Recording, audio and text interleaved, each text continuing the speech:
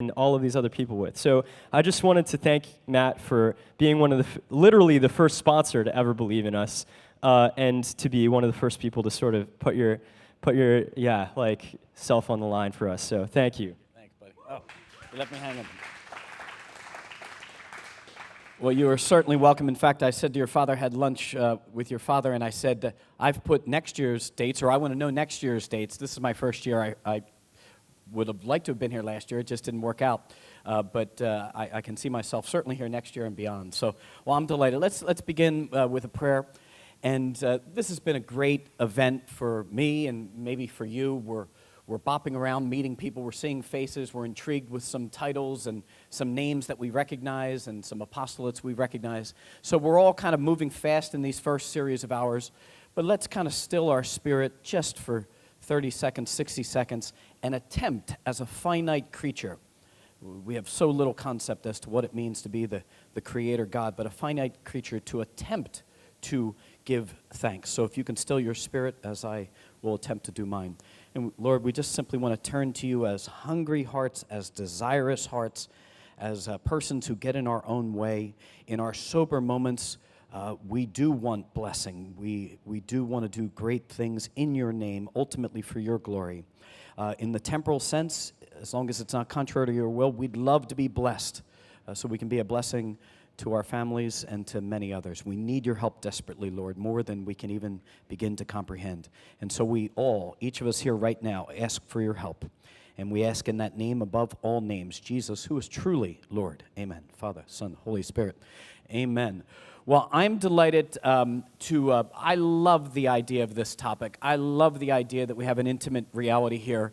Jeff and myself, I just met Jeff by phone this morning, although I read his bio maybe 3-4 days ago, and was delighted to be sharing a stage with Jeff, even without meeting him, just by reading the bio and what he's done in the realm of secular business with energy, and the fact that he's a committed Catholic. I just felt that I was with a kindred spirit. So my strong sense is that we're going to be blessed in his sharing. The basic plan is I'm going to share for a few minutes about why we're sponsoring this session, and a few other thoughts. Hopefully I'll get that done in 5 minutes, 6 minutes. Jeff will come up, share for about 20. I'll then share for about 20 on the topic of entrepreneurship and related issues. And then, God willing, we're going to save as many of these minutes as possible for back and forth and questions and answers. And Jeff will be around after, I'm sure, as will I.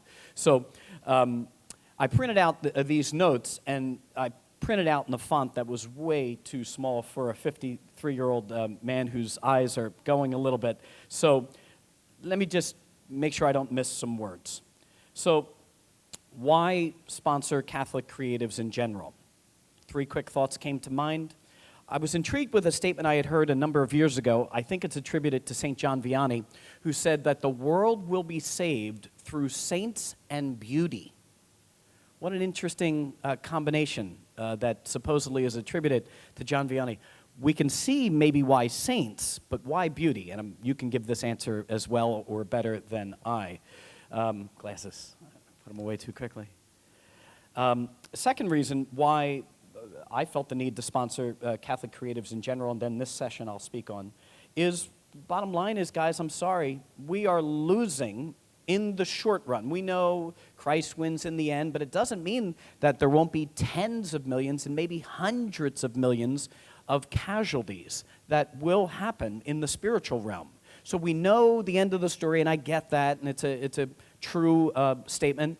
But the fact of the matter is, when I speak to my sons who just graduated from Catholic high school, and I spend a little time with all their friends, when I look at my relatives, especially my millennial and Generation X and younger relatives, nobody practices the faith.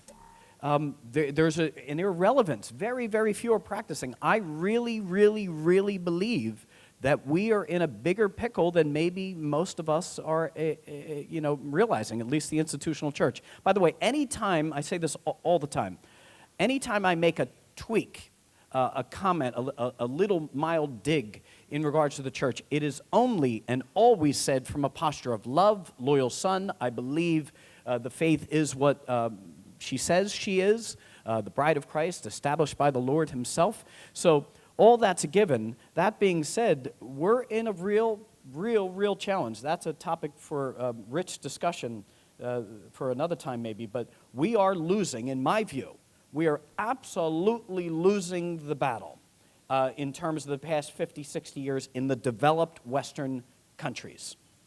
I think, I've been saying this for a number of years, I think the supposed 70 million here in America, as our number that we have, I think that body of Christ, that 70 million, if that is even the number, that we're going to experience one or two big convulsions of the body over the next 10 to 15 years in large numbers. I think we're actually living it right now.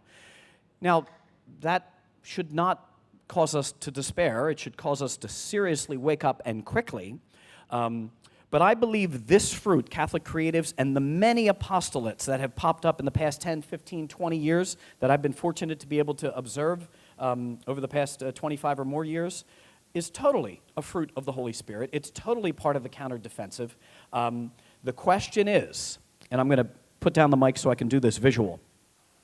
The question is, can all of these wonderful apostolates, all the things that are happening and it's happening, can enough of that happen quickly enough to stay off, a substantial implosion of the functioning, vibrant, dynamic, institutional Catholicism here in America over the next 10, 20, 30 years? I'm seriously suspect as to whether it can. So, well, Matt, where does that leave us? Where does that leave us? Well, it leaves us two responses. One, we need to simultaneously build up the institutional church with all the infrastructures and things like that. But secondly, your apostolate, my apostolate, all of our apostolates need to have a bit of a guerrilla warfare mentality in the meantime. While we're building up and trying to build up the infrastructural church, we need to kind of try and be saving individually and take heart that you are helping individually people and you're blessing them and leading them deeper to a relationship with God. So that combination strategy of institutional buildup, which is happening but can be slow, take heart in knowing that your guerrilla strategies are A, what you should be doing, and B, absolutely needed and fruitful. Third reason why I felt the need to sponsor Catholic creatives in general, Catholicism, unlike any other faith in the world, even a liberal form of Christianity, Catholicism is ultimately more comfortable with the idea of the incarnation, God becoming man, than any other faith, I believe, in the world. Because we have the proper balance of what the incarnation is and means, I believe. It's all a gift of God. We didn't conceive of it of our own. Well, what does that mean in relation to Catholic creatives? The fact that Catholicism is comfortable with the material world and sees it not only as a means to do great things, but actually a blessing in and of itself. The created world is a blessing. Catholicism's comfort with the fact that God became man and the ramifications of God becoming man, that the temporal world is good, really puts you and Catholicism and me in a unique position to leverage that material world for the sake of the kingdom. In short, Catholic understanding of the incarnation puts you in a better position, I contend, than any other form of Christianity to really bring about blessing in the world. Why sponsor this session? Two quick reasons. The parable of the talents. The idea of entrepreneurship marrying Christianity, I contend, is a Christian concept.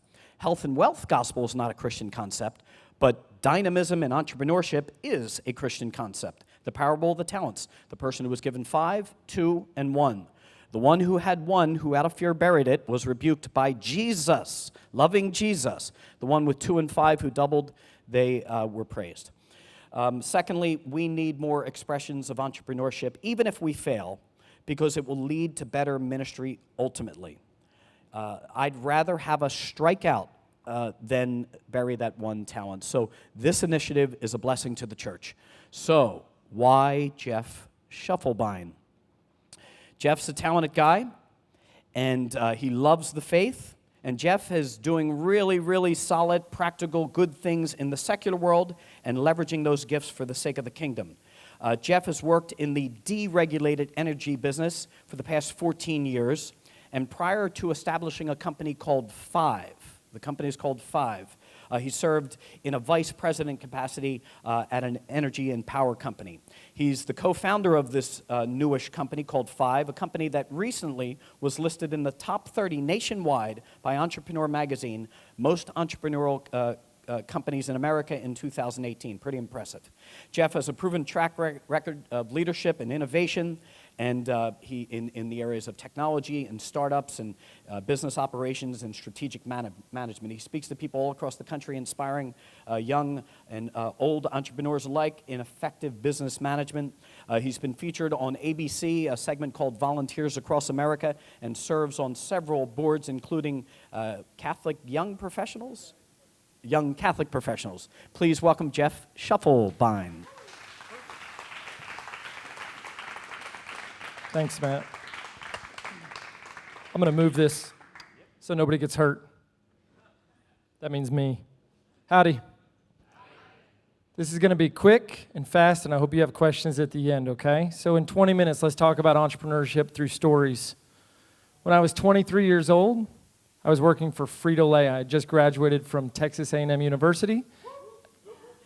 I was in a operations role called Corn Resource, and I just got to be honest, as a 23-year-old single male, Corn Resource was not my favorite thing to say to people.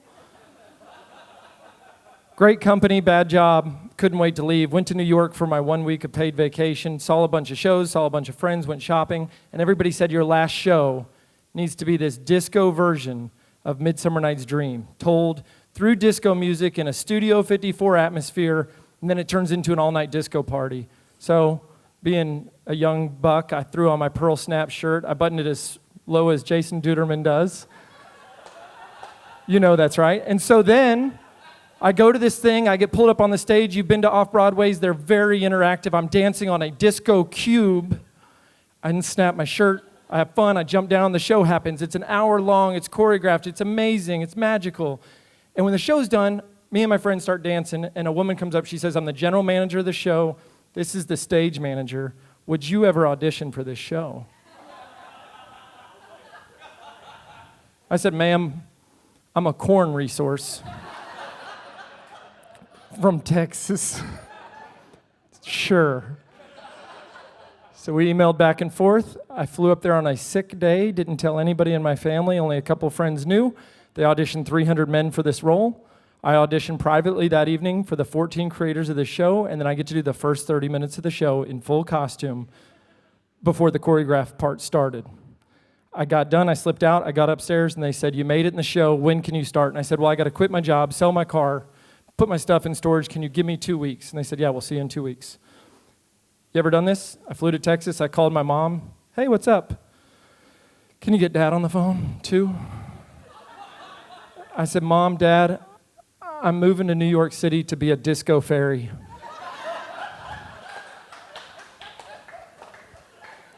I danced for the better part of all of 2002 in a show that ran for 7 years called The Donkey Show.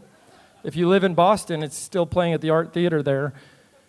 And I will tell you, it was an amazing experience, but I thought, why do you need to know that? Because I hope today when you leave and you have confidence about running and starting businesses and people say, where did that come from? You say, I went to Dallas and a little fairy told me. Deal? All right. So let's rewind. I made another call to my parents when I was 19. Mom, can you get Dad on the phone? Same sigh of what's next. I said, Mom, Dad, I just spent the night in jail. I was arrested for driving while intoxicated.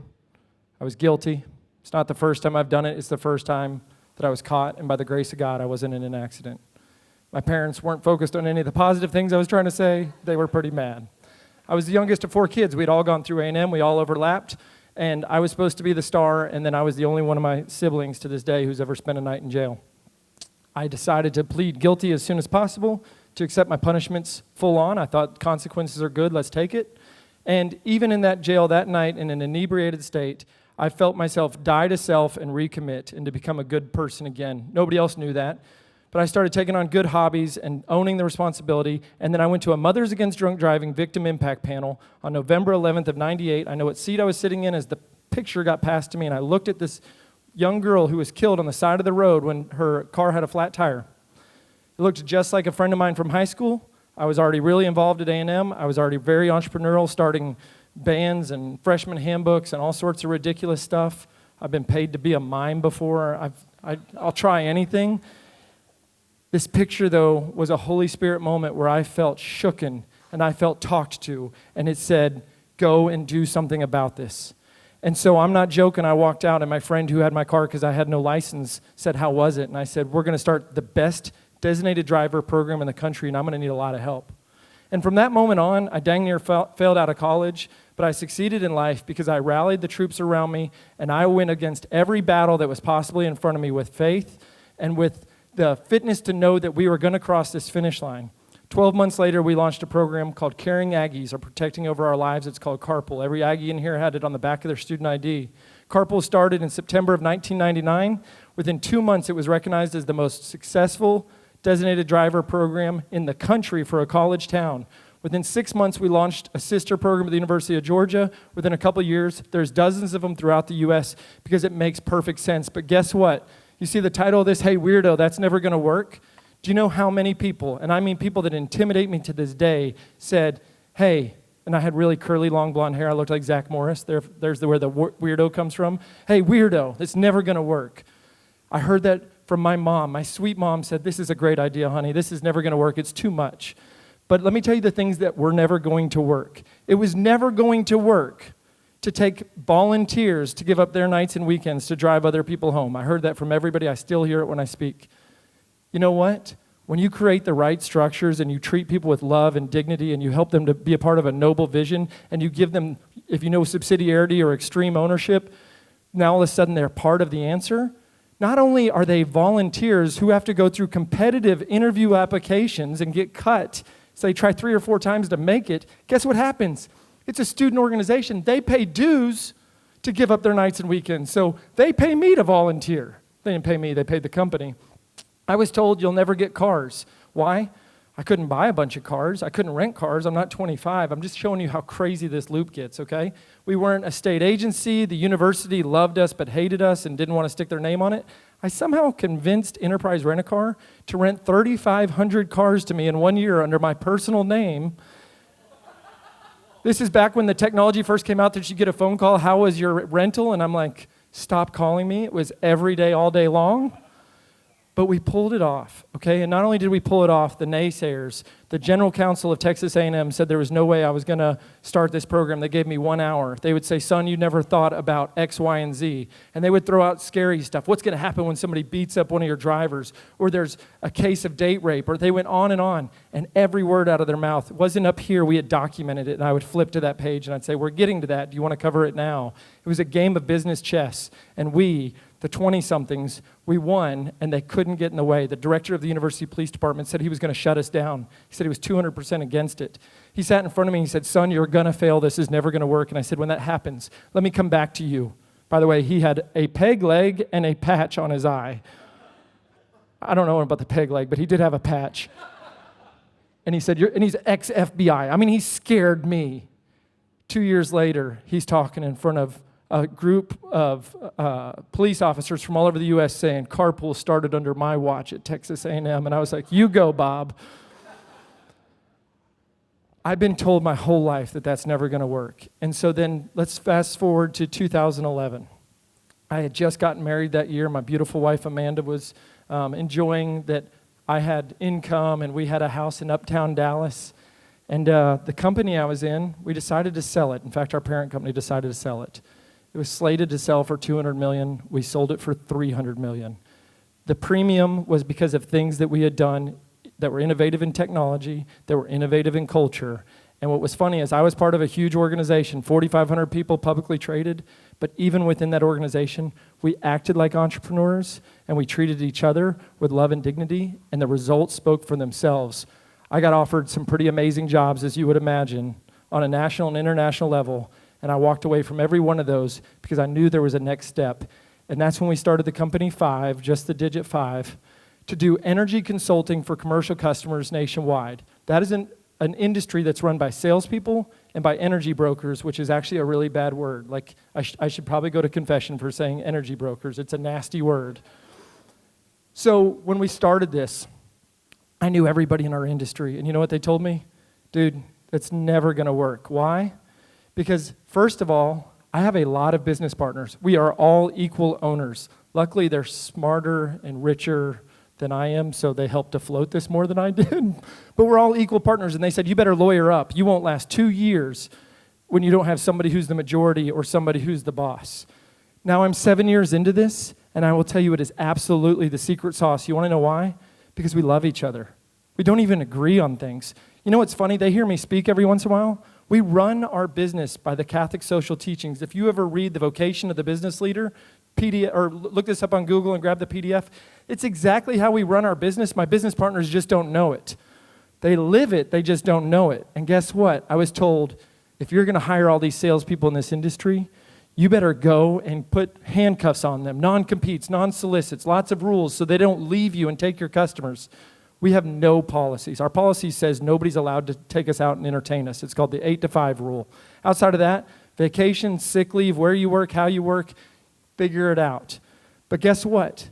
Because we treat people with dignity, because we give them subsidiarity, because we gear ourselves towards a common good, because our best work and our best effort produces not only a product, but it also forms the human being, none of them leave. None of them will ever leave. They try to get poached by people all the time, and they love it. So we're using the same principles that are taught to us by Christ, and it's making this company not only grow. You heard that award? What if I told you that 4 of the top magazines named us one of the best places to work, and just a month ago we were named for the 3rd year in a row on the Inc. 5000 fastest growing companies in America. If you want to talk about growth on top of growth on top of growth with one of the best places to work, guess where we're headed? Pretty high up. Guess what I'm going to do with my money? Give it to you. Like, we're going to figure this out. But I had a lifetime of people telling me that's never going to work, and it fuels me. And the times that I believed them, or the times that I tried to conform, or the times that I tried to do business the business way, there was nothing creative about it. There was nothing formative about it for me. And so I want to fuel you, and I want to motivate you. And I don't care what you do for a living or what you change to do for a living in the future, because every principle that I will talk about exists in nonprofits and for-profits. It exists in ministry and performance. I don't care if you're the founder. I don't care if you're a freelancer, and I don't care if it's your first year on the job. It's all the same principles, because people are people. We have the same fears. We get excited about the same things. We want the same sense of fulfillment. We have the same self-limiting beliefs that get in our way and stop us from greatness. And when we are acting as co-creators in God's divine plan, we have the same unwielding talent. It is phenomenal what we can do. So I thought I would give you 4 practical pointers to give you that belief, or to give you that momentum from this little old fairy. All right. You should see me dance. Prove it. Okay, the first one is take action. Sounds really simple, but all of you have something in your head right now. I want to be a writer. Well, start writing. I hope you write a bunch of terrible stuff. I hope you give it to people. I want to be a blogger. Write a blog. I want to start a company. Well, start starting a company. Go meet with people who start companies. Action beats inaction every single day, and I want you to remember this one. Do something even if it's right. Even if it's right. Because most of it's not going to be right. Because there is no such thing as right. There's just doing things, and then there's results, and then you tweak, and you change, and you get better results or worse results. But none of you are ill-minded. You're not going to create things for bad. Do something. Do something about it. It'll change your life. Number 2, get to. I want you to say this to yourself. I get to blank. Say this about every part of your life, because I want you to feel the lift that comes off of you when you have joy about work. I get to go to work. I don't have to go to work. Guess what? I was getting ready this morning, and I was thinking about this, and I haven't seen my daughters in a few days, and they both came in my room at 4:50 a.m. I get to cuddle 2 of the most beautiful little girls. I don't have to. And when they're throwing up and sick at 2 in the morning and I have a big meeting, I get to be their dad. I get to be a man who's holding his little son and taking care of him. I don't have to. You know what? When you lose your job, you get to start over. When you get your butt kicked, you get to clean up your face and get going again. You get to heal. You don't have to. And when you change that mindset, the joy that you exude is attractive. You talk about a for-profit world and evangelization. Do you know how many people, when I'm done talking and I'm giving speeches where I have to sign things that say I'm not going to be overtly Christian because I'm talking to some public university, everybody talks to me about Christianity and parenthood at the end. Want to know why? Because they feel it. It's joy. I sound like I'm really mad. It's joy, I promise. Believe me. My next one's get help. I just told you a bunch of stories that sounded like I did it on my own. I almost do nothing on my own, and the things I do on my own are limited by my own beliefs. I seek the help of God. I've found a way to be in communion and conversation with Christ at every moment of every day. I get spiritual direction. I do adoration. I definitely go and ask everybody around me to do more than they're comfortable with because I also know that it will help them. It will form them. One of the greatest things you can do for your brain while you're trying to get help and while you're trying to start something and while you're trying to be something different, go help somebody else. You want to talk about the greatest creative brainstorm? Stop worrying about yours and start worrying about theirs. Scott Williams just walked in from Soccereligious. We've talked 5 times this summer about his business, and Scott doesn't realize it. I'm pouring myself into him, and it's helping me in every single part of my business. Buy some socks. I got St. Therese of Lisieux, or as he would say, St. Therese of Lisieux. Oh, yeah, you liked it. My last one, and it's going to transition into the final thought here, is you hear this all the time, but let me hammer this home. You have to know why you want to do what you're doing. You have to know your why. What drives you? I could probably guess at some of your answers, but I sat there with you guys at lunch, some of you, and I listened to people talk about why they left ministry or why they're trying to start a new adventure or why they're looking ahead because of something financial, and I get that. You do need to make money in order to pay the bills and raise a family, but money is blood and oxygen for a business, and it's blood and oxygen for a human. You were not put on earth to breathe air and pump blood, but you have to. And you weren't put on earth to make money, and neither was your business, but it has to. And it's okay if your business ends up being filthy rich, and so do you. But every time I talk to these startup groups and these entrepreneurship groups, and they're looking for the angel investor, I pray that they don't find it, because that's not why they wanted to start this in the first place. They get convinced by all the stuff they read, and every one of the mentors that says, you just got to come up with the right idea, you'll get funded. Guess what? You'll get funded, and you'll get kicked out. You'll get funded, and the spirit of it will change. You'll get funded, and you're going to wake up and feel just as miserable as everybody that you look around and says, boy, I'd like to have those 30 years back. Because I promise, the thing in you that wants to create, it's not for money. Money's a result of doing something good and creating something good and working hard. It is not the reason for it. And if anybody here ends up being a multimillionaire as a result, keep doing good things, because if you don't lose your why, you're going to have a tremendous success from this. And let me tell you something about my why. You just heard from Angela, right? 3 years ago, 2.5 years ago, Angela stops me and we have this really good talk and we become friends afterwards. And she said, Jeff, you're going to travel and speak a lot. Your business is going to keep growing. And I'm going to tell you right now, you will be less powerful and less meaningful if in your life, in your daily life, the part that you guys don't get to see, if my faith and my family don't always come first. And I loved that. And those words hit me so hard, and you knew I was going to bring this up because I felt it at the time, but then I had my friend reminding me and holding me accountable for this. So I want to tell you something. Every day I do something and show up, and I'm intentional for my family. And every day I get to be a daddy, and I get to be a husband who's doing his best to carve a path to heaven. Every single day I get help, first and foremost from Christ and from others. In my job, in my personal life, in all these nonprofits, and in my family, so that I'm not relying on my own abilities to be present. I do so much, and people think that I must be really smart, but if you ask me a question that's 3 layers deep about my business, I have no idea, because somebody else is probably doing that really, really well. So careful what Q&A you ask me. But in knowing that that's the approach I take, and knowing my why, and knowing my faith and my family first, I will tell you that when it comes to entrepreneurship and creation, the absolute most beautiful, most meaningful, and most successful thing I've ever created is my family. And I have a beautiful wife named Amanda, little Lorelei, who's 4.5, little Amelia, who's 3, and little Pax, my little peace baby, who's 1. And they're going to come get me right after this talk. I'm going to stop now, but God bless you. Go make something.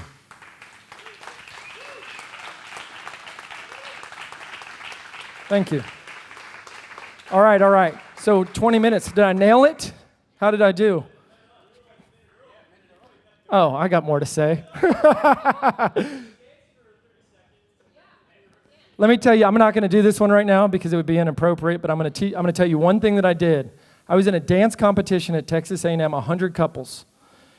What I'm about to do is, or what I did is not a dance move. I could walk on my hands for like a mile.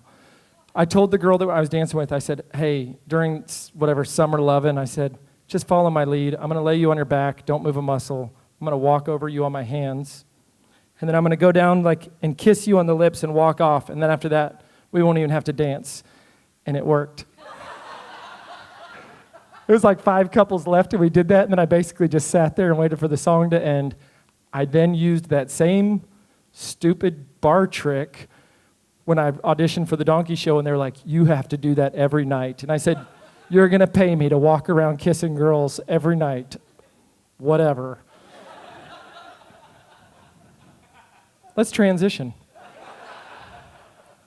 So next we get to hear it from Matt Pinto, who you got to hear from a little bit earlier, but I want to brag on Matt for a minute and give you a little bit of his bio, and then I'm going to hand the microphone over. So Matt has been at the forefront of many Catholic initiatives for the last 30 years, and it actually started before that. He created and sold an advertising business before co-founding Envoy Magazine, the CatholicExchange.com, and the Theology of the Body Institute. He's also worked at local parishes and on the diocesan level. And then in '98, which I love this, he actually started Ascension Press, which you know is one of the largest publishing and media ministries, with a staff of 65 people, currently assisting around 5,000 parishes, and over its lifetime has affected 10,000 parishes. He's authored or co-authored 11 books, including a New York Times bestseller, and his very first book was actually called Did Adam and Eve Have Belly Buttons? You might want to find that one out. His book sales over time have sold almost 2 million copies.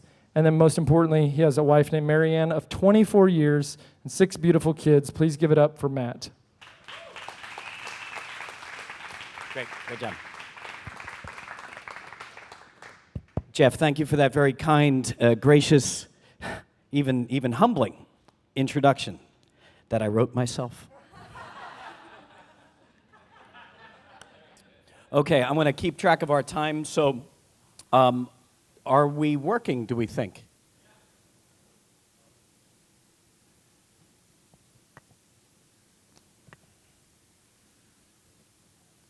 Okay, so again, our plan is I'm going to try and keep this to 20 minutes, maybe less, but 20 minutes. And so then Jeff and I will sit up here and attempt to answer some questions that you might have. I will start until it starts by just using my own notes here. So a couple of disclaimers before we begin. My pace is likely going to generate more questions than answers. Also, the pace is not going to allow for the nuance that sometimes is needed. So maybe we can, if anything causes you to stumble or is a curiosity, maybe we can address it in the Q&A session. Also, I'm going to share 7 immutable. Immutable just means they're really true in most, if not all cases, laws of running a successful Catholic business. That can mean nonprofit or for-profit. But I'm going to touch on 7 things. And how did I arrive at these 7? Well, I just put myself to just a quick test. What's going on in my life right now? Because there are hundreds of principles that in and of themselves are true. I just honed in on 7 that are meaningful in my business life right now, and I think you'll get some help and some blessing from them. But there's a whole host of things that I did not touch on. One that Jeff said. Jeff spoke about advisors. We're getting closer, I think. Jeff spoke about turning and getting help, obviously the Lord. I thought prior to him saying that he was going to speak about strategic advisors. And Ascension has benefited so much from people who have, quote, been around the block 2 or 3 times. There are many people in your diocese who are retired, who have done the business world or are in the business world or ministry world right now, who have so much to offer. And the clarity that we have gotten from outside voices who question so much, it becomes a little bit of a pain in the neck at times, but it really is a blessing. So there are many things I'm going to pass on, or 7 I'm going to pass on, but there are so many others. My focus today is on operational mechanics. I'll touch on one theological truth, but I'm speaking about operational mechanics. I will pass on my PowerPoint to the team here, and feel free to email someone on the team, and I'm sure they can get it to you. So again, I'm just going to begin. Don't necessarily need the slides in light of my having them here. So the first truth, immutable truth, in running, I think, a successful Catholic ministry or business is a concept that I was taught through the theology of the body, and that is, number one, the Marian comes before the Petrine. And what this means is receptivity before activism. If God exists, which the evidence is clear, then clearly we are on the receptive end, and so we need to have this posture before this posture. We need to receive before we can begin to move. And I think our goal in all this is not productivity, and I'm a radical list maker, every day rewriting lists and prioritizing at 3 different levels. No, our goal is not ultimately productivity, it's fertility, it's fruitfulness. It's not productivity, it's fruitfulness. And one anecdote that has just blown my mind for 20 years in the various lives of the saints and others that I've read is how you can have someone like Teresa of Avila, who can end up planting, if we can use that word, multiple monasteries, across her country, yet spending so much time in prayer. We have so many examples of people who really were Marian first before they were Petrine, but the amount of Petrine fruit that they bore would rival some modern-day corporations. So the Marian comes before the Petrine. Number 2, Jeff alluded to this, but using different words. We really need to set a plan, and the plan really needs to be measurable. And if you don't have a plan, if you can switch, write down any plan. Any plan, again, this is after your heart, your prayer, life is nurtured. Any plan is better than no plan. So, again, write down. There can't be growth without a plan. And next, Jesus likes growth. Is growth the be-all, end-all? Is it an end unto itself? No. Sanctity is the end. Blessing, evangelization, leading people to the Lord. A deep relationship with the Lord is the desire. But I would contend through the parable of the talents, through Jesus speaking of certain branches being cut off and thrown into the fire, through saying things, I'd rather you be hot or cold, just not lukewarm. He is a God of fertility. He is a God that wants us to produce fruit. The mustard seed, the smallest of seed, becomes the largest of trees. Again, it's not an end unto itself, but it is the posture. He established the church to be a missionary church. By extension, your apostolate is an extension. We are in the business of incubation, spiritual incubation. Now, if we look at that coldly and crassly as an end unto itself, we're off. But let's not let the aberration nullify the principle. The principle is fertility, spiritual fertility. Next. If you don't know the mechanics of your ministry or business, you don't know the business. Oh, my goodness. I was talking with someone today. I forget who. I was talking with Bob. Is it Bob? Your first name? Last night I was talking with Bob, and Bob recently went through a renewal in the recent years, and he had a 30-year career prior to that. And he and I were talking, I hope you don't mind, last night we were talking about the fact that you had said something, and then I expressed similar sentiment. He said, should I look at my last 25 years, now that I'm doing what I'm doing in business, as a waste? Absolutely not, is what I believe you concluded. And I said the same. There are so many things that I know now that I didn't know a year ago. Certainly not 5 or 10 years ago.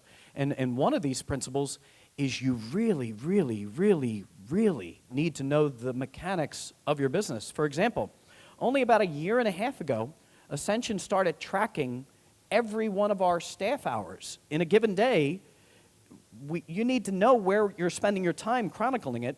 For example, we may produce a program, it might cost us $100,000 in hard cost, but what did it cost us in staff hours? Well, it probably cost $200,000, $300,000, $400,000. Would I do that program again now that I know the all-in hours? Well, maybe I would, maybe I wouldn't. So you need to know the mechanics of your business, and the mechanics covers a whole host of different areas. Next. Am I controlling it? So now, unless your business or unless your entity, your endeavor is a hobby, and I don't say that to take a swipe at you, but if it's not a hobby, for-profit or not-for-profit, you're held to the principle, the Christian truth of stewardship. We are called to yield a harvest. And so this is, take your time well. I heard, even if the source of that wonderful booklet of 20, 30 years ago called Time and Eternity, written by a legionary priest, even if the source had his personal issues, the time and eternity concept of the valuable resource of your time was brilliant. It was utterly brilliant. So stewardship, no matter what your state in life, again, this assumes the Marian receptivity. It assumes the attentiveness to the Lord first beyond compare. But after we begin that process and continue to walk with the Lord, we are called to a stewardship. Next. A Christian boss, whether you're in a ministry or a secular business, should be a good boss, not a nice boss. There have been times in my ascension life, due to wanting to really give the appropriate amount of leash and leeway, that I clearly have erred way too much in the direction of being just nice. Well, nice is often not nice ultimately at all. Next, if you will. When all things considered, you really should pursue being a good boss, not a nice boss. Now, being not nice doesn't mean you're mean, but good is clearly better, because within being good, you'll actually be the nice that we should be. Not nice in a sentimental sense, but nice in ultimately making decisions for that person, for you, and for the enterprise, and ultimately for the church, in the name of the Lord and for the Lord. That ultimately is the right decision for the ministry or business, and I would contend it's ultimately right for the person, even if it means being tough. Next. There are no pet projects until profitability. What's the definition of a pet project? A pet project is something that does not yield serious apostolic fruit or financial benefit for the sake of the health of the entity. It's really being done either on a whim, an unthought through whim, or sentimentality. Really anything less than its spiritual or financial fruitfulness. It should really be considered and discerned. Next. There are times when you do something for strategic importance, next, but you got to be honest with yourself. We can easily fool yourself as to whether you should. You can justify so much in your mind. I would contend that even if you're independently wealthy, you're still called to the previous slide, stewardship. Occasionally, for other reasons. You want to exercise a new muscle that needs to be a new endeavor in the company. Well, you can do certain things at certain times, but you really need to discern this. I contend it's a sign of immaturity, and actually you may not be worthy of the gift ministry that you've been given if you default too easily in choosing non-discerned projects. It would be an immaturity, and it may even lead to you actually not being worthy of that call. It's pretty serious stuff here. So you need to discern. One way to discern is through, again, outside voices who will question and test and push. And it's difficult. It's not fun moving away from certain things that you like. I tell people often, just fall out of love with most of your decisions in and of themselves until they're proven. Again, these are just 7 concepts. There are so many, but again, 7 that I felt called to share with you in light of the mission of Catholic Creatives. There might be another line. Okay. The best businesses are run like missions, and the best missions are run like businesses. Next. There's often the case in ministry. Now, this is changing, and I'm not pandering to you. Catholic Creatives, let's say I've had conversations with a dozen of you over the past, 18 hours. I am very impressed. This is a good sign. This is a fruit. There is a lot of potency. There's a lot of crispness, sharpness. I wouldn't be surprised if all of the 180 or 280 or so people here are crisp and sharp in your own right. Wouldn't be surprised. There is a historical tendency, though, in modern American past 40 years of church ministry to run them softly. To run them softly. I think there's a catechesis of ministry and business and the merging of the two that is getting developed. In fact, I think the decision to do this type of talk are the beginning days probably of a growing conversation over the next X number of years in Catholicism about the kind of theology of stewardship and maybe even ministry and business stewardship. Next. Ergo, due to this kind of default mindset in Catholic ministry over the past 50 years that somehow money and even glitziness and success is a little bit dirty, it's a little bit tainted. I actually think that that's due to a poor formation. Most of you and most of people that I've rubbed shoulders with over the past 30 years in Catholic ministry have come into it due to conversion, or maybe they're retired and they wanted to have a second half of their life doing something noble. So they came into it by accident or through sentiment or impulse or the Holy Spirit, but not necessarily with a proper catechesis as to what should a mindset be. And so therefore it's been a little bit Puritan or we Catholics would say Jansenistic, that somehow this material world and its execution, its carrying out, is a little bit dirty. And you need to kind of do it with staggering scrupulosity or you're now suspect. I actually think, sort of like the role of a theologian is to test the bounds of theology, but ultimately under the guidance of the magisterium. I think Catholic entrepreneurship has a certain role right now of testing the boundaries, even if we make some mistakes, as to what we're allowed to push towards in terms of within the pale of Christian orthodoxy or Christian virtue. So, again, I think of the book of Revelation. I'd rather you be hot or cold, just not lukewarm. Parable of the talents. The one who buried the one out of fear was rebuked. The one who doubled was praised by the Lord. So it tends to attract historically less than A-level talent, although I'm not pandering. All who I have met and many who work for Ascension are smoking. They're good. Next.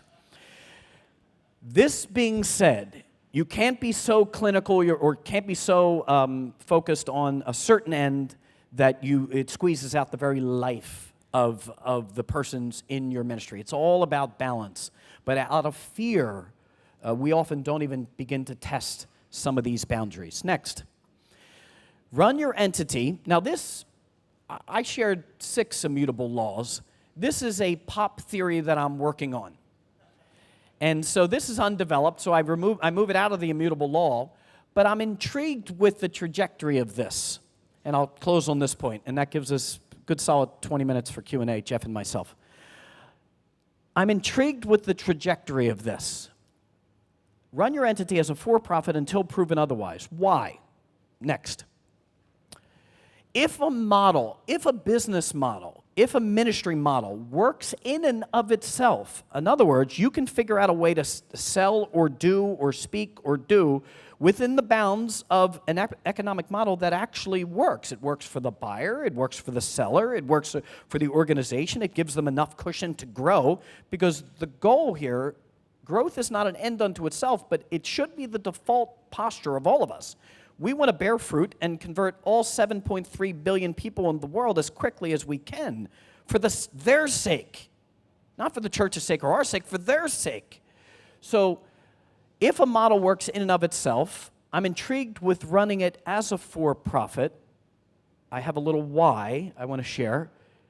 Because often that freedom that comes from being unencumbered and being nimble, to make your decisions, to really not be accountable to just laws that govern the nonprofit world, it just allows for a little bit more freedom and nimbality.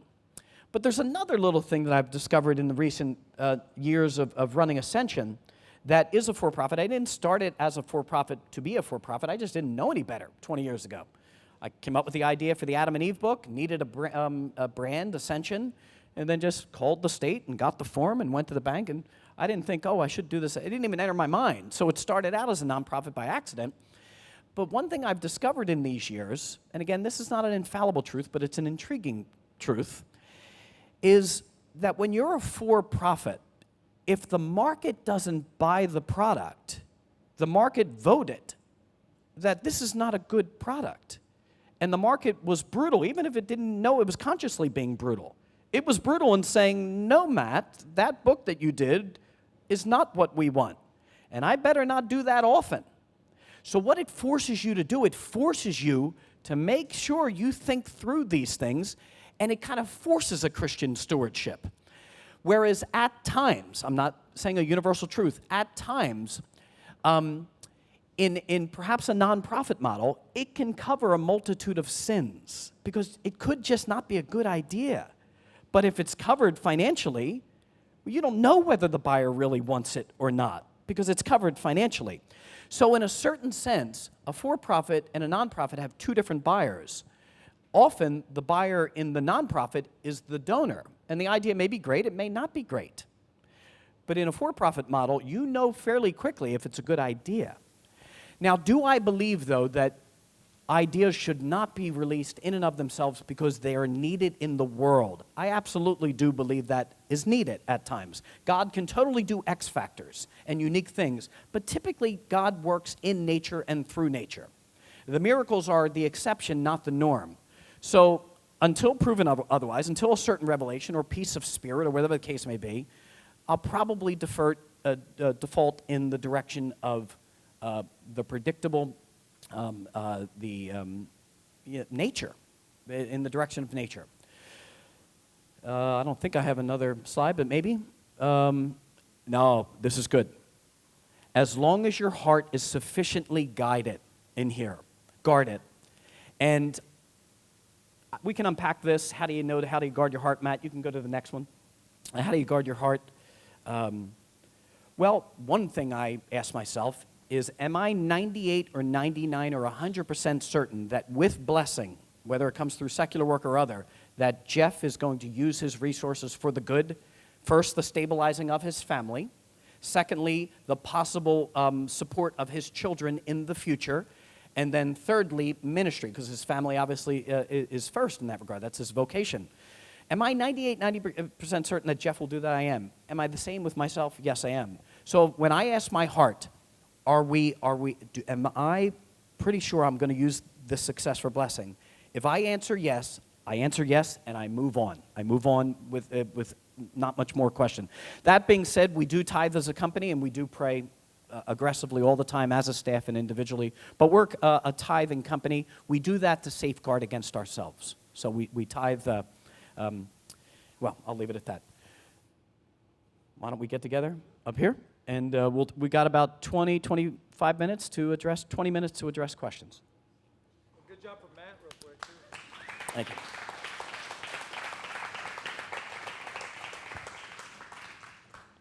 So, questions, struggles, hopes. Right here. I'll let you. One real question, two like super fast one-word answers. One, you can tell me the PDF you said earlier to read. Yeah, write this down. The vocation of the business leader. Pontifical Council for Truth and Justice or something like that. But if you Google that, you'll find it. What's your other two?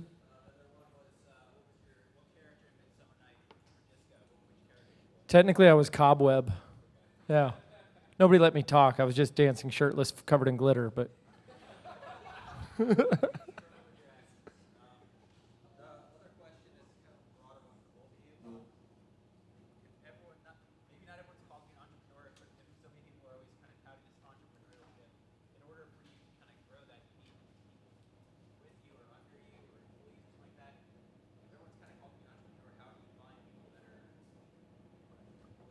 Oh, so I'm going to just repeat the question for everybody's sake. Is a little bit along the lines of, if all of us are supposed to be entrepreneurs, who's supposed to work for an entrepreneur? Yeah.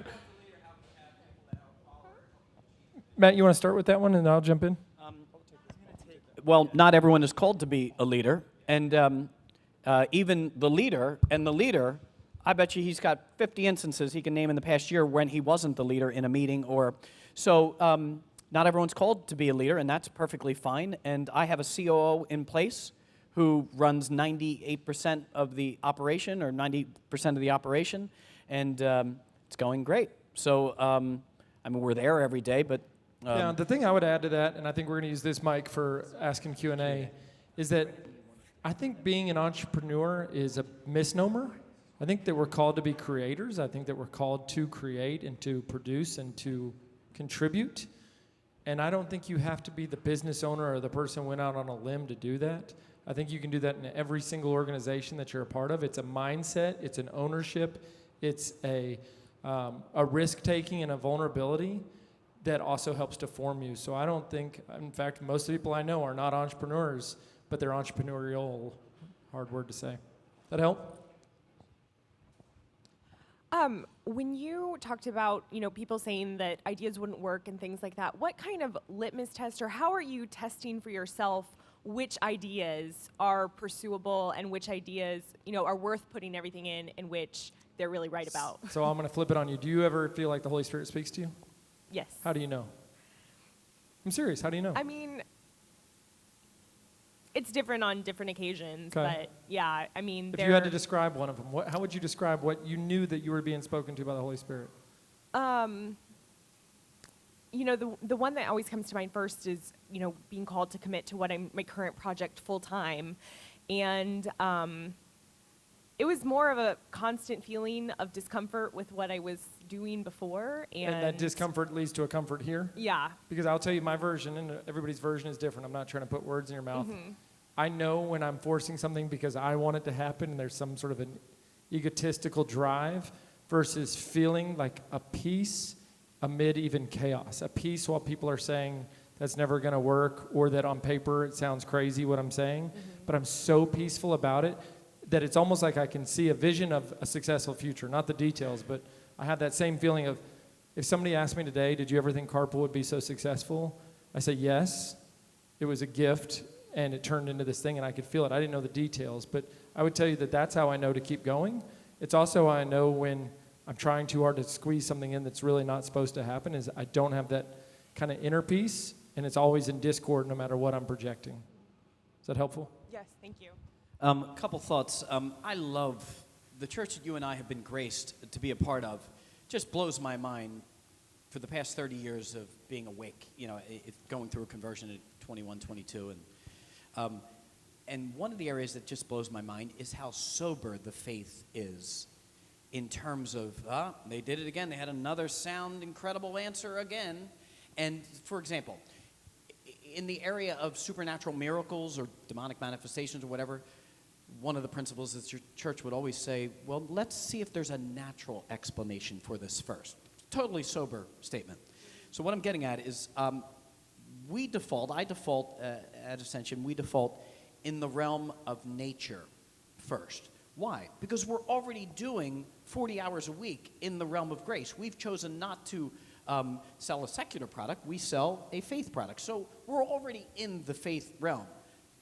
We love the Lord. We love the faith. We believe it's the way, the truth, and the life. We're sold out in the good sense of the word.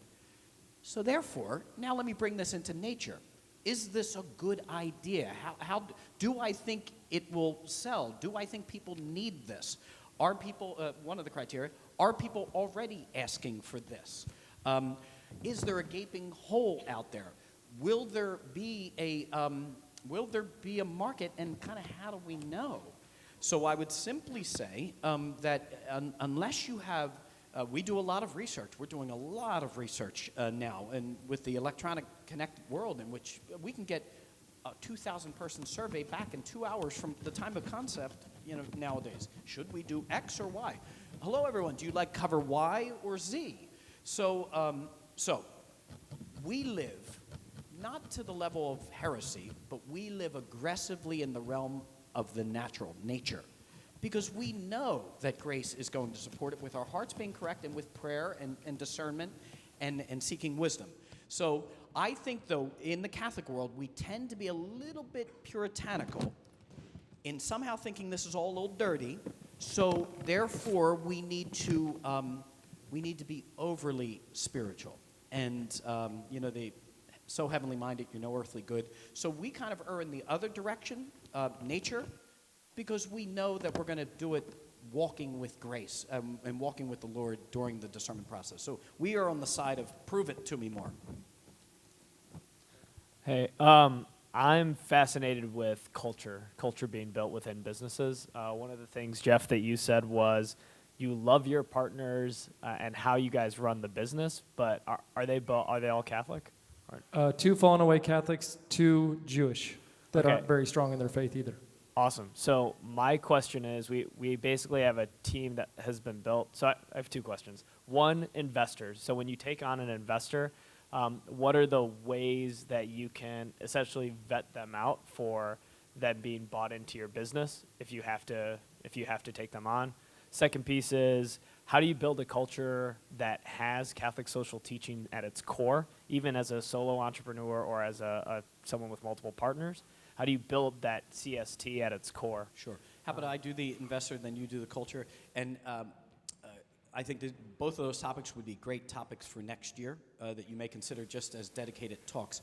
So while the investor thing is a big, big, scary thing, I would simply say you really want probably people who see the world, who have apostolic hearts. I would probably only take on those who are deeply Catholic in their worldview, who are not relying on this as their life's investment. So people who share a common vision. Also people who will be, who you like personally, people who will be tough but not problematic, because such a thing can so drain your mind and your energy. So choose your partners well, choose your investors well. I would much rather pursue that whole question through other strategies, loans and things like that, before you do the investor thing, because it's a challenge and it's dicey business. That's a topic probably for its own 50-minute nuanced discussion. Agreed. And when it comes to culture, at first, when I think about partners, in my case specifically, it was really nice because I had worked with those most, but not all of them, at other companies before. And so I had seen them at their worst. I had seen them at their best. A magical thing happened about 8 years ago. We all were coached by the same person who's a Christian business coach, but the word Christian doesn't appear in his title, but you start to realize who he is and what he's doing. And he's instilling these beliefs about others, and he's instilling these concepts that the story you're telling in your head is the devil talking, and the truth is really something that you need to get to by having a conversation and not filling in the blank. And you start to get to all these communication mechanisms that change the dialogue with each other. Having gone through coaching with all these people and come out and then had an explosion in our company, I couldn't name a better setup for who I would go into business with. It was pretty perfect, as a matter of fact. And then when I think about people, adding people to the organization, people are the most important thing that we have, right? And I would say this probably about any organization. I'm not really too concerned about what your product or service is. And doing everything you can to vet and understand and to expose them to your culture prior to ever bringing them in allows things to come to the surface. I mean, I wouldn't tell you how many times people say the right things in interviews, and then they think they're hanging out with somebody at our company who has no merit. The administrative assistant has just enough authority to say we can't hire that person as one of the partners, because everybody is helping to get to the heart of who that person is. But then when they come in, even if they came from a bad culture and they're having trouble letting go of that old luggage, we're kind of going through these mile markers of, can they start to change the language? Can they start to have a concept that we have about that our goal is really to help people in X, Y, and Z way, not to help your individual self? And you start to get a pretty clear picture. I mean, in the first 30 or 60 days, if somebody's going to have that momentum, if you can see people changing over time, then you always have hope that they're going to get there. There are some people who never want to be a part of that. They want to be number one. They want to step on the little guy. And I mean, we use language that we even teach people. Like, we don't say, this is an interesting one, but everybody loves this, and I'm going to tell you to use it in your personal relationships. When somebody's talking to me and they go too far or too deep, and they get to the part that I really don't need to know, I used to say, I don't care, just go do it. And that's deflating to that person. So we just changed the 3 words to, I trust you. Why don't you go take care of it? And I'll tell you right now, if you have a spouse, boyfriend, girlfriend, next time you don't care what they're talking about, say, I trust you. Just, you got this. And it's funny because you can watch that if people can start to adopt that language, they don't have to think like me, they don't have to come from my background, but if they can start to adopt the we language, the language that is building and constructive and not idle or destructive, then we have hope that they're going to get to that higher level over time, so we keep investing in them. That helpful? Okay. Cool. Closes out with a prayer. Well, I was keeping track of the time. I was going to give everyone 10 minutes back. What do you want to do? Okay, so 10 more minutes? Okay. So questions? Oh. Caitlin. And then you can be next. So, Caitlin. Oh. Do you want me to go? I have the mic. Oh, I don't sorry. know. I don't want to like steal I don't the- even see the... I'm sorry. No, it's Forgive me. okay. First off, thank you both for talking. My question is, in a world where we're all so connected and our phones are always going off and people are texting us outside of work hours and all of this stuff, where do you find balance and how do you put up guardrails to make sure that you're putting your families first and keeping your prayer life and your relationship with God first? Yeah. So I think you all heard the question. One blessing in my life 30 years ago set the course, and it hasn't been infallibly carried out, but it's been mostly carried out. And I just read the right books and saw the right speakers 30 years ago when I was prior to being married, where I got enough catecheses that, oh my goodness, marriage first, children, well, obviously faith first, marriage, children, and then the world, life. So I was very fortunate to just read the right authors, of which you all know, many of them at Catholic Answers and through that conduit of Catholic Answers. So Steve Wood and so many others that I'd read, that I just realized, oh my goodness, this is my vocatio, the divine calling. And woe to me that if marriage and children, parenting, fail at my doing. So I just was nuked enough 30 years ago by reading the certain things that it was a great compass. And so therefore, most of the, obviously we fail, I fail. But it was enough that it's on my radar, hopefully, and I think daily. And then carrying that same logic, hopefully we all read enough that we believe that the faith, the Lord, is true. And I think of the clashing cymbal and the banging gong, scripture verse that basically says that you could have the faith that move mountains, but if you have not love, if your faith is not the priority, I'm in a real danger zone. I'll close on this. I have 3 Bible verses in my office because of this unique balance of doing entrepreneurial faith. Seek first the kingdom of God and all his righteousness, and all these things will be given. So seek God first. What does it profit a man to gain the whole world and lose his soul in the process? And you've turned my house into a den of thieves. Jesus with the whip in the temple. So those are good reminders to me of the guardrails. But let me close on this point.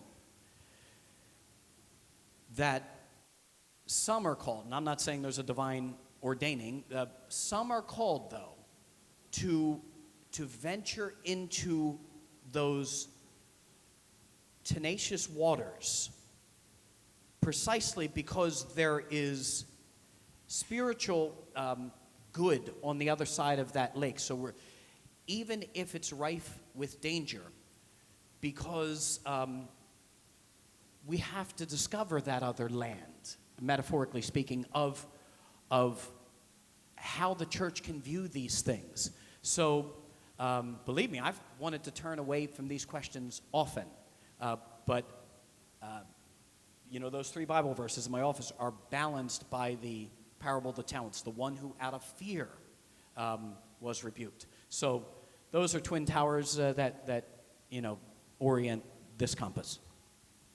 So I'll just take a kind of a quick 1, 2, 3 practical part of this. One is I'm a morning person. I like to wake up extremely early and work then. Some of you like to do it at night. There's so many tasks that I have to do in a day that don't have to be done between 8 and 5 But here's the trick to this. Just because I'm working at 4 in the morning or one of my business partners is working at midnight, doesn't mean that's when the email should go out, because that creates a sense of everybody else should be working then. That's counter-cultural to what we're trying to achieve.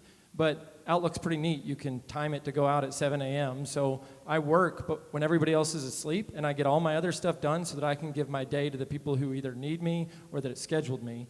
And so that's one way. Number two, at our company, we have a saying, we treat each other like family, but real family comes first. And what that creates amongst us is that every one of us is going to have different periods, babies, tragedies, sickness, moves, whatever. And when it's your time, don't work. We got you. We're going to cover you. We've created an incredible bench. And when it's not your time and you're in a good place, step up and take care of each other. And that is a form of compensation that people at our company don't complain about money. They talk about love. And they find themselves trying not to brag too much about their company because their friends are sick of it. That's true. And, I had another one, but we'll skip it. One other thing, and again, we're going to remember things later, and again, we're speaking on the spot and fast, so we're going to miss things. One thing is we, at Ascension, we build in safeguards against ourselves. And some of the safeguards is probably 80-90% of all meetings are begun with prayer. There is a company policy which we can do as a Catholic company of everyone can go on holy hour throughout the week. In fact, we want you to be at holy hour. And then we have built-in set prayer time. So we build in some of those mechanisms into the structure. And then again, as I said, again, none of this is said as a boast. This is said as counsel to give you counsel of things that might bless you, is we're a tithing company. We are tithing. We are giving away X% of our money. Again, I don't say this as a boast. I say this as maybe a gem that will help you as well. I want to throw in one more thing real quick that I have found in business and in friendship, that the more bold I am about proclaiming to people that my family comes first or about my love of my Catholic faith, the more people respect me that don't have any connection or maybe don't have a family because I stand for something and I live for something. And so that ends up leading to business deals and relationships and trust because they see the character of it. And I've left an M&A business lunch to go watch my daughter at tennis camp as a 4-year-old and then came back and they talked about important stuff, but I didn't care and they loved me for it. So I did care. I care. I trust you. I trust them. I think you had the next question. Or Caitlin, sorry. Here we go. Which one? For those of us who are maybe in the very beginning stages of creating a business or entrepreneurship in some manner, what would you say would be a really good first step to that plan that should be written? Just as a guide, like first step or two to like focus on first. I thought you did a good job of hitting on that in your talk. It goes back to the do something. It's just start writing. Like if you write the narrative of what you think you're talking about, then it'll start to lay out for you, oh, I should probably write more about the finances. I should probably write more about the marketing strategy. I should probably write more about the risks and the competition. And even if you don't have a business background, then I think just writing the narrative of what this company is and what it's going to look like will cause you to start knowing what else you have to dig in. Sorry, Okay. let me be a little more clear. I am definitely more on so I paint. I don't have a business mindset to the same degree, so even what you're saying there is like, Oh, yeah. what? I don't even know what that means. So is there anything like more specific of like, I don't know. Do you understand what I'm asking? I think I do. Team up with someone who does. And be willing to let go of, equity and share, but team up with someone who does. And I'm personally finding great liberation in just, as Jeff alluded to earlier, finding people who are better in certain areas. Jeff said something earlier that I liked. He doesn't know level 2 and level 3 of what's going on at his company. He probably has a broad understanding. He's heard it in meetings before, as have I. But I've celebrated the fact that saying publicly that I'm not in 95% of meetings, and it's wonderful. You said earlier, just a minute ago, I trust you. So be prudent. But here's one tip for you, Kate, prior to maybe finding a partner. Clearly, there are multiple dozen people in your parish who likely are older, who have done business, been around the block, who absolutely are looking to use their time just to give back. I know for sure some of the advisors that we have who are 70 plus years old we are bringing life to their life. They are lighting up at being able to contribute to these noble causes. And sometimes they don't ask for pay, sometimes they do, sometimes they ask for pay that then gets given to charities. So if I had to give you one bit of advice, I probably would first start with keep your eyes open for someone at St. Joe's Parish or wherever you are in Philadelphia, and see if you can find someone who you know has been around the block before, and then see if you like that person. Then start out very slow with them giving counsel. And then, but at some point, you're going to have to find an operations person to actually do the logistics because you're not wired for it, and I think. Think about from the creative world, take the business out of it for a second. There's writers here today. If you just talked and a writer knew how to ask you questions, you'd come out of it with a plan that a lot of people could jump on and help you complete, because you don't have to have a business brain to share ideas and to have somebody who has a writer's brain to make them cohesive and coherent. Okay, we're going to be descending on the place in a second as they move in. So I just want to, there's a couple more questions right here that I want to let go, but I want to have you guys just give one-sentence responses to each one, all right? One sentence, that's all. Okay, I've just heard that you mentioned limiting beliefs, and we all have kind of a success thermostat sort of thing where it's like once we start to ratchet above that, we might tend to self-limit and sabotage and that kind of thing, or we want to achieve back up to that level. What do you guys do to try to crank up the temperature on your own? Like, how do you see, okay, I've succeeded at this level, how do I allow that or not have it seem like a dirty Watch bad this, thing? one sentence, you ready? Challenge your friends so that they'll challenge you back because you need accountability. I got to tell you, I'm completely and utterly jazzed by being here. The energy that I've gotten from being here, the amount of texts that are going out to my staff, we got to do this, we got to do this, we got to do this. So come to things like this and fraternize with people who are doing things like that. Okay. And my question's for Matt. So on your note about how to have the maturity and focus to not pursue pet projects, so what is something that you have done or that you would suggest to someone that is, I guess, just starting that can help kind of acquire that maturity quicker? How do you have that mindset to stay focused? Well, of course, profitability is definitely something, but if you're thinking more of impact, what are some things that you think about that could help you stay focused? I didn't fully catch. Okay. Do you know what she was asking? So you had that point about not pursuing pet projects. What is something that you did to help you stay focused on that track? Yeah, I mean, it's very simple. I meet with my CFO and my COO every month to see whether the lights are going to stay on. And that is a very anchoring reality. And that's a bit overstated because we're doing fine. But these are very sober realities. To live in the mechanics of the business are very sobering realities. And I'm contending that it's not only not dirty, but it's virtuous. And if you can live in the realm of temptation, see it for what it is, and be able to be no, I'm good. That it actually might be more virtuous than maybe avoiding the temptation just blindly. Now, many of us have to do that, and I have to do that clearly in many areas. So the short answer to your question is this is why we live in the realm of reality, and reality will be a great clarifier. And your reality is probably you need to pay rent, and you need to keep your car running, and yeah, so does that help? It's great. Cool. Okay. I'm going to do one more question. I see Corey Hyman's got his hand up back here. He's been waiting for so long. I mean, he's so patient. So this is last question. I need you to be one sentence question, one sentence answer, and that's it. What good can come from when a business fails? Oh, that's a great one. What good can come from when a business fails? A ton of good. The dignity of humans as they're going through a failure in business and the way they treat each other is one of the most formative things that you can go through. and that rebirth, or you think about a forest fire, what good comes from a forest fire, businesses need to fail so that better businesses that are doing more good can rise from those ashes. The realization that you're really not, you're limited, you're not God, and it's a great orienting and anchoring reality because we're not God, and it keeps us humble.